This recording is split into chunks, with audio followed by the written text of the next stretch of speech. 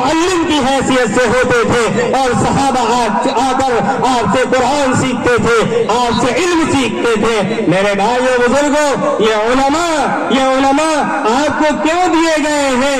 ये इसलिए दिए गए हैं ताकि आप इनसे अपना ताल्लुक मजबूत करके अपनी दुनिया भी बनाइए, अपनी आखिरत भी बनाइए। और अगर आप उलमा से दूर होते चले गए, उलमा आपसे दूर होते चले गए, तो फिर बुराइयां आम होगी।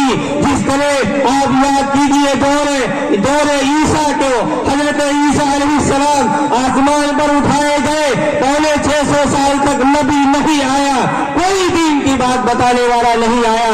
तब जाकर करप्शन गायब हुआ था और इनमें तरह तरह की खुराफात हुई थी।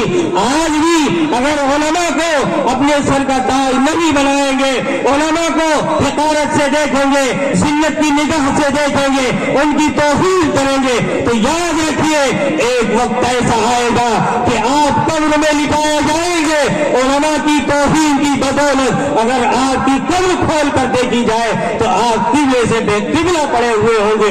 क्यों होंगे?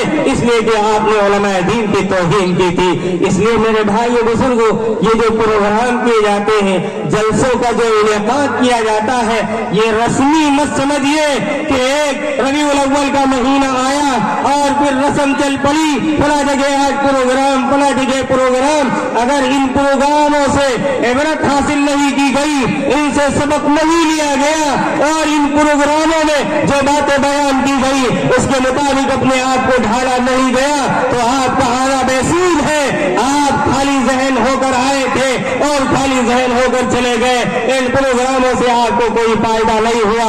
इसलिए जनाब मोहम्मद रसूलुल्लाह सल्लल्लाहु अलैहि वसल्लम की पूरी सीरत आप उठाकर देख डालिए, आपके मुजाहिदे को, आपकी कुर्बानियों को देखिए। सारी कुर्बानियां आपने इस उम्मत के लिए पेश की थी कि मेरी उम्मत कामयाब हो जाए, मेरी उम्मत किसी तरह जन्नत के अंदर दाखिल हो जाए। लेकिन आज जो उम्मत है नबी का नाम ले रही है, लेकिन नबी के जो काम थे, नबी की जो तालीमात थी, उसको अपने आप से दूर कर रही है, उसको अपनाने की कोशिश नहीं कर रही।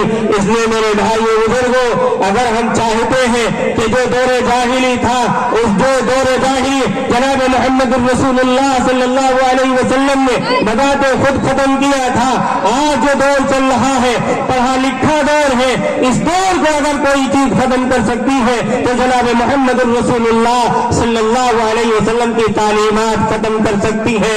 इसलिए मेरे भाइयों बुजुर्गों, बड़ा अफसोस होता है, बड़ा रंज होता है जब मैं अपने